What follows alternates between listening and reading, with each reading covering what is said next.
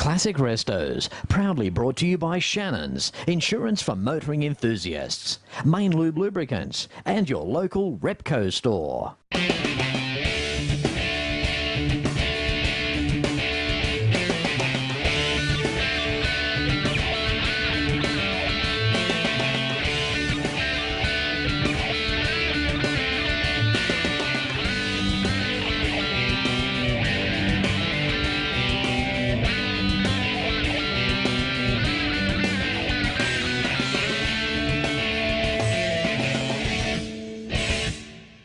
Hello and welcome to another exciting episode of Classic Restos, the show that is brought to you by Shannons Insurance, Main Lube Lubricants and your local Repco store across Australia and New Zealand.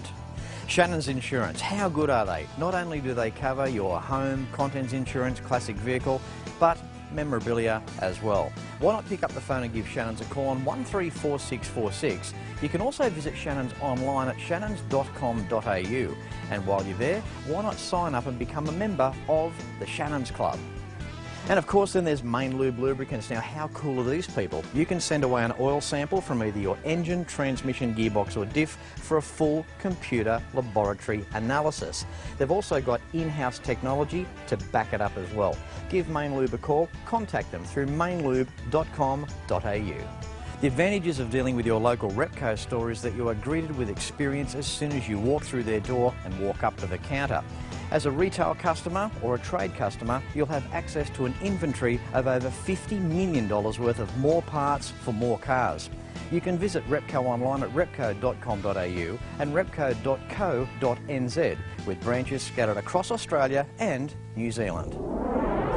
Now on today's show, I have travelled to Newcastle, New South Wales to a classic car museum that'll knock your chrome off. There's more tail fins here than what you'll find at an airport.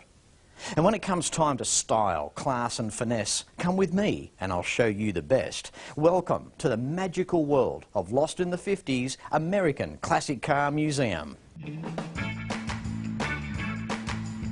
What an amazing place this is. As soon as you oar through the door, you'll witness a step back in time and relive the iconic 50s and 60s in the United States of America at a time when hot rods, cruising and fun was all that mattered. You'll see over 5,000 50s or 60s memorabilia items.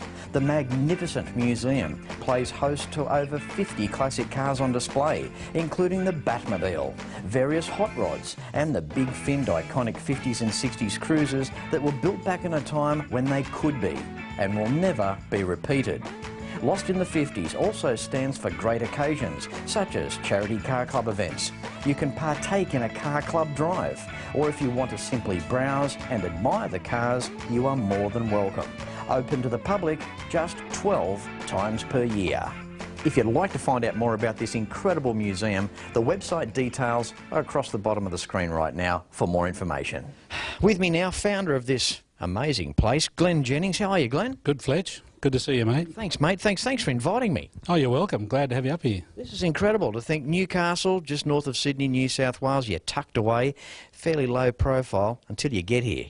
Well, we love Newcastle. We're a secret city, but it's everyone that comes to Newcastle loves it, and now we've added another jewel to the crown. Yeah. I think it's amazing too. It's good to get away from our cap cities and see what's sitting around in our regional areas. What you've done here is amazing. We're not going to squash all this into 1.5 hour show, but we'll do our best. Now this immediate part, as soon as you walk through the door, the diner. Now where does it go back with you? How long has this whole thing taken with you?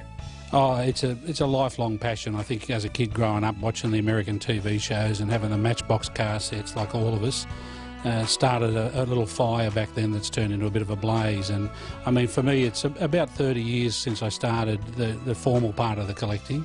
Most of the stuff you see around today is probably the last 15 years on the memorabilia side. It's a passion, it's a hobby, it's all those things. Very much a family thing for me. I have 3 daughters and they've grown up with these cars, and my wife and daughters to this day when we have open days or functions, they're down here in the yellow shirt and they love it. They're part of it, and it's been wonderful.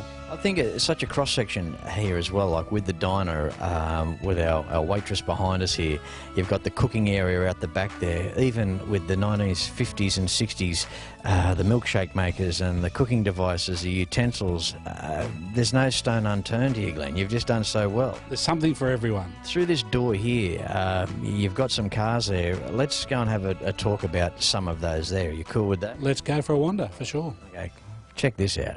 Okay, Glenn, I've got to pick on this car first. 1950 Buick. Tell us the deal here. It's one of those cars that's iconic because it's the only year that the Buick done these massive teeth. Looks like a big old whale shark. They call it the waterfall grill. It's a huge, big old thing. I mean, this is a hot-rodded car. It's far from standard. It's a fuel-injected car, airbagged, all leather interior. A lot of money spent on it. It's a glamour. It's probably one of the most photographed cars here in the museum. Sits down on the ground, and of course all the young fellas love that. But yeah, she's a special car. When these cars came out new, I mean, yeah, a lot of the time they were a two-tone car. They were high up off the ground, skinny tyres. Had to be a pretty wealthy guy to get one even brand new back in the day. But who would have ever thought that half a century later that these cars could be dropped down low, given paint schemes, interiors, re-chrome, customised to look as good as they do? Yeah, you're right. I mean, it's nice in some respects that we've evolved and we keep these things as a legacy to what was. I mean, there's plenty of these 50 Buicks around that are stock standard, and they're just beautiful cars as a stock standard car. But it's also nice from time to time to be able to rod a car and make it look something a little unique, and I mean, this is certainly one of those. Well, Fletch, what you're looking at here is an all-original 1956 C1 Corvette. This is an NCRS car, so it's been graded and judged on for a top flight award. In terms of collectability, this is right up there with them in the early C1s. And in particular, the black and red, I mean, how can you go wrong? It's a beautiful combination. Yeah, that was my next question. What is it with black and red? Well, I mean, who knows? But I mean, America in the 50s was all about exploring new ways of attracting people into the showrooms. The competition was amazing for cars. And unless you did something that was out of the ordinary or appealing, people would walk right past your dealership and go next door. The milk van up there now, that's got some movie significance, right? Well, the Divco's not long arrived. It's just made its way here from the US, and just prior to it leaving, it was a feature in the Super Bowl of 2013, and starring The Rock, Dwayne Johnson. It was a 3-day Hollywood shoot to do an ad that lasted for less than 30 seconds. My understanding is the production costs on the ad were $4 million, and then it was another $5.5 million to take the 30-second slot during the Super Bowl. Yeah, like Classic Restos, takes 3 seconds to film and goes for 3 weeks. Well, very similar budget and finances to your show, mate. So, I mean, you know, congratulations on that. Yeah. Thanks very much. Smell of an oily rag, and sometimes the rag hasn't got any oil in it. Well, Glenn, this part of the museum, absolutely sensational. Thank you. Well, thank you for coming. I mean, but I hope you don't think that's the end of it, because this is what we call our small shed. So I think perhaps you should pack that camera and come for a walk. I've got a surprise for you. You've got more? Just a few, yeah. All right. Okay, don't go anywhere, because after the break we'll be back with apparently more cars here at Glenn's museum. Thanks, Glenn. You're welcome. Classic Restos is possible thanks to Shannons Insurance, Main Lube Lubricants and your local Repco store. Visit these sponsors via classicrestos.com.au. Welcome back. Here we are inside Glenn's museum. This is amazing. There's not many places I go that brings tears to the eyes, but I tell you what, mate, this is borderline. Well, I'm happy to hear that. Like, responses are important to me, and if I can get someone to have a response of tears to the eyes or even a big smile, I've done my job. It's like going into a nursing home and seeing all these old people that are just really happy to see you. That's interesting. Thanks. Yeah, very interesting. Yeah, not you in the nursing home, but all the cars. Now, look, we've got a 1968 Corvette here, standard in its day, alloy heads. How awesome's that? Well, I mean, in 1968, this was considered and named the Street Beast. There's only 635 of these Corvettes produced. It's called the L89, 427, 435 horse. 4-speed. This is a factory mint car, very low mileage, very rare car. The difference between this and the other Corvettes is quantum. It's actually it's quite frightening to drive. The power is amazing. It's an awesome power to weight ratio. Oh, it is. I mean, fiberglass car weighs 1,400, and you've got that 427, 435, and it just wants to go. The scariest part is whether the brakes have the ability to pull it up. No, they just never did. I mean, they built these rocket ships for just, well, they were planning to go fast. They didn't want them to stop. That's true. I mean, 630 cars built, and out of that, a very small amount of them is convertible. So it's a special car. Very happy to have it here. There's so much of a cross-section of cars here, which takes me from one performance car to something unique here. I mean, we're talking 20 feet long, Continental kit on the back. I mean, what a car. Well, yeah, I mean, you go from a Corvette to one of the biggest girl in the fleet, just under 21 feet. This is the 1958 Mercury Turnpike Cruiser. I mean, this is probably as far as you could go in terms of size, dimensions, weight, everything for that era of cars. A lot of the women look at this car, and I often joke with them, how do you think you'd go at Kmart reversing this into a space? It's impossible. It doesn't fit in any regular garage, and even for the museum, you'll see it sits sideways behind the gas pumps because we couldn't fit it anywhere else. Glenn, look at the rear window. I mean, the design, the glass there, I mean, it slides up and down. You've got your fixed outer pieces, the quarter pieces, and just the attention to detail, the style, the class. I mean, it's just amazing. Oh, well, Mercury was Ford's upper end. I mean, they were a lot of experimenting going on. It's called a breezeway window. It's all power windows for 1958, and the breezeway allowed you to then have that flow through air.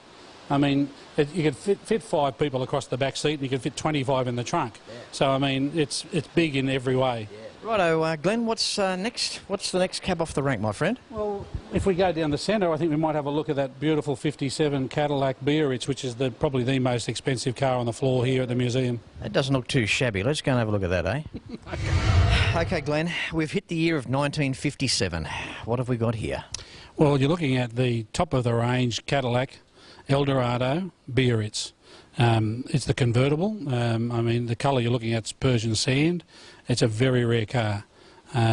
This is the high end of Cadillac collectibles for 1957.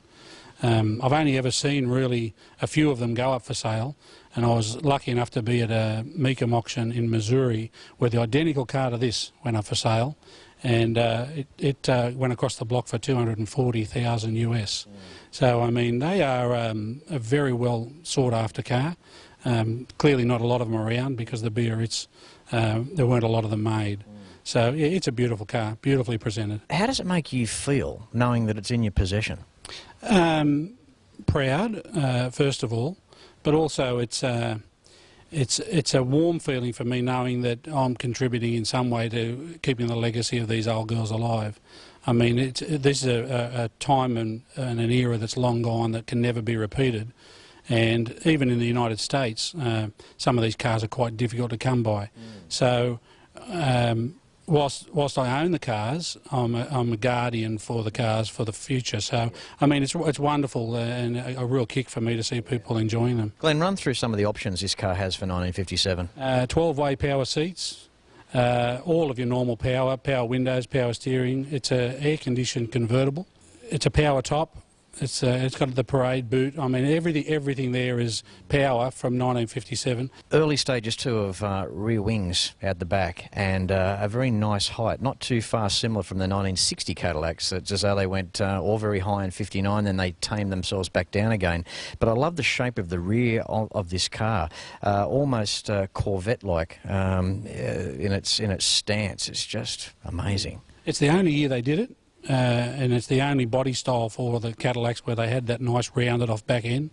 And as you know, after that they went to the big 14-inch fins in 1959, which are the biggest fins ever placed on the American cars, and then reverted back down in 60 as things started to die off. So I mean, the 57 was the beginning. 58 was the crazy year where everything was a competition and trying to outdo each other. 59 reached absolute heights in terms of the Cadillacs for fin height and the likes, and then 60 we started to see drifting back away again. How awesome is it, eh? 1950s and the 60s, times of iconic movies. Movies such as Some Like It Hot, Creature from the Black Lagoon. What about Snow White and the Seven Dwarfs? Or the one on the end here, the attack of the 50-foot woman. Imagine being attacked by a 50-foot woman. I know some blokes get attacked by 5'10" and they can't handle it. All right, we're here at Glen's Museum. Incredible time here today. Mate, thank you so much for what you're doing for us on today's show. Don't go anywhere. We're going to be back with more classics here with Glen right after this. Thanks, mate. No problem.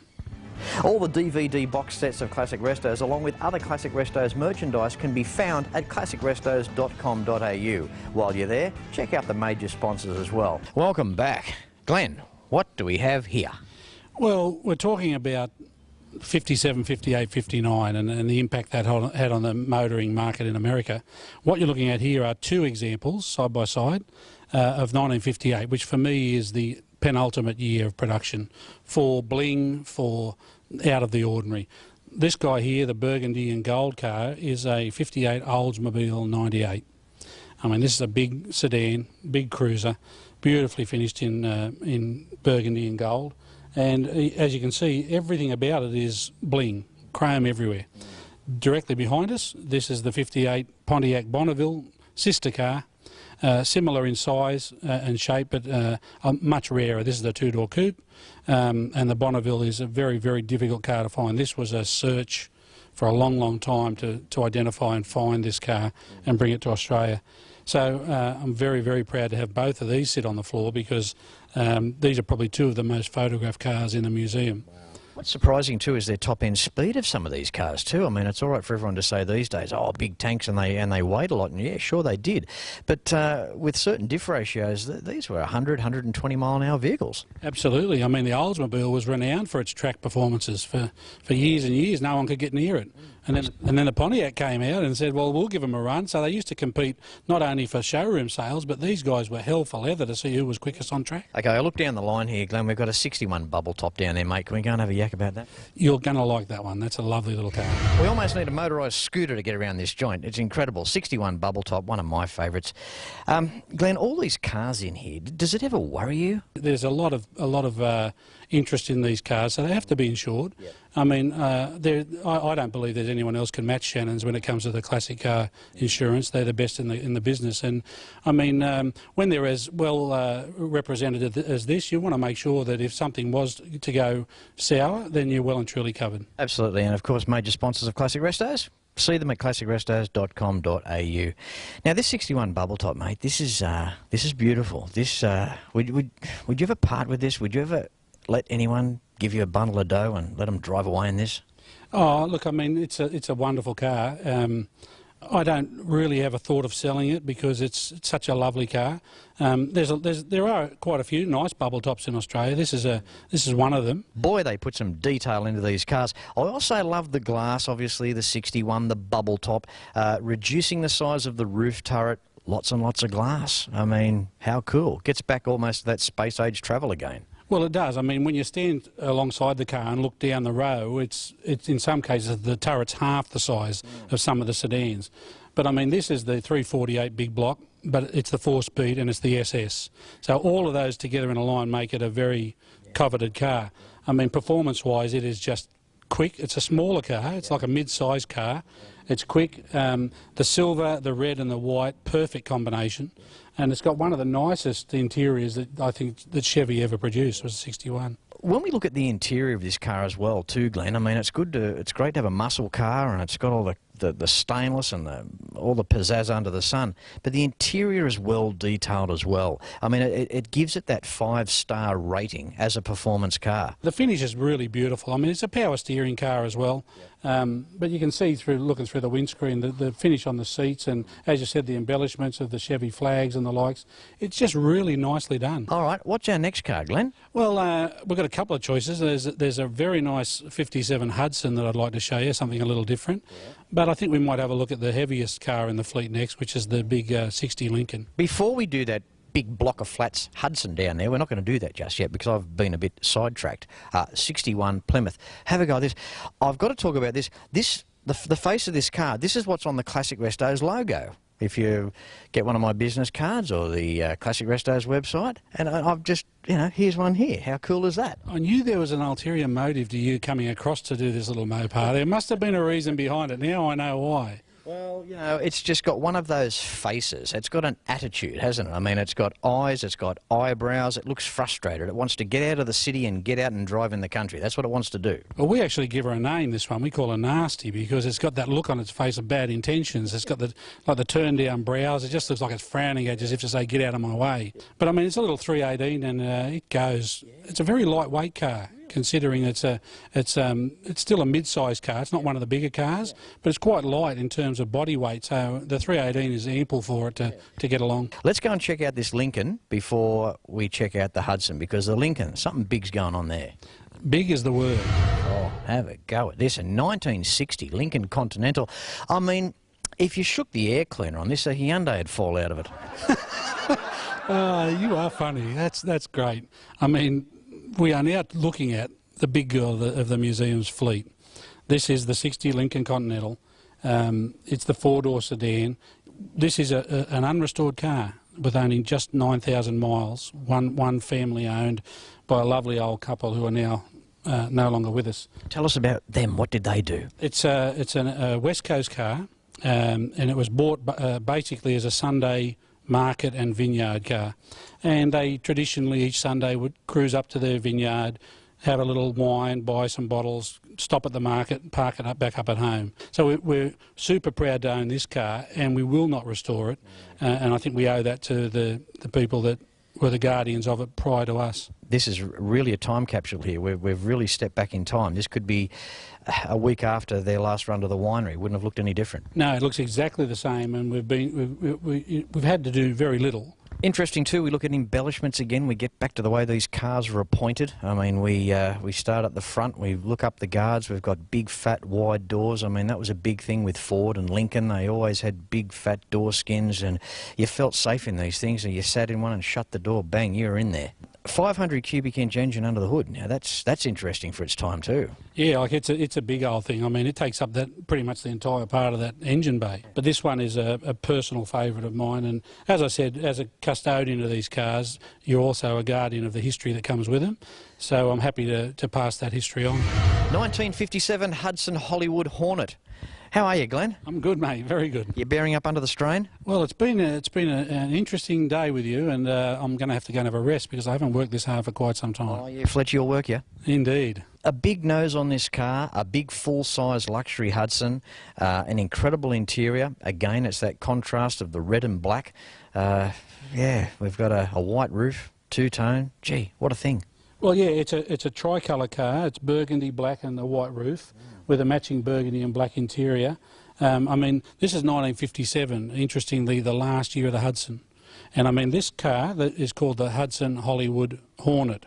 It's the coupe, and there's very few of them made. Engine displacement, what size are we looking at there, Glenn? It's a 327, 255 horse at 4,700 RPMs. So plenty of poke and plenty of ability to get along. Yeah. But I mean, Hudson weren't ever considered to be a sports car. They were very much a car for the cruising, you know, just getting about. Well, Glenn, that just about, well, we're out of time, mate. That wraps up today's show. And again, thank you so much for inviting me here and showing me just some of the museum. It's mind-blowing. Probably one of, well, it is one of the biggest museums in New South Wales that I've ever seen.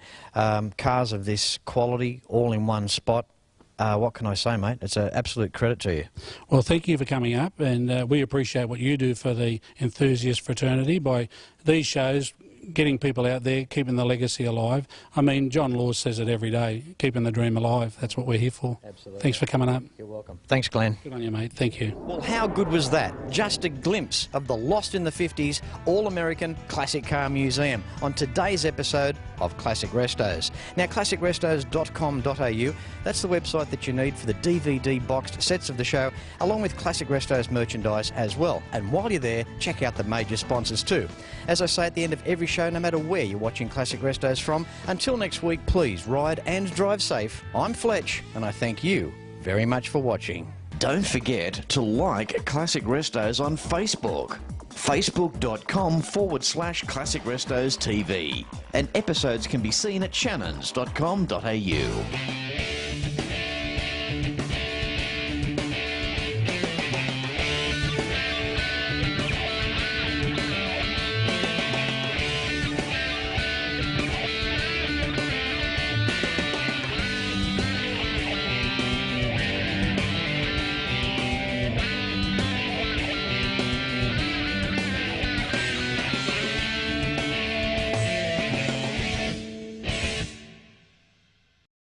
Classic Restos, proudly brought to you by Shannons, insurance for motoring enthusiasts, Main Lube Lubricants, and your local Repco store.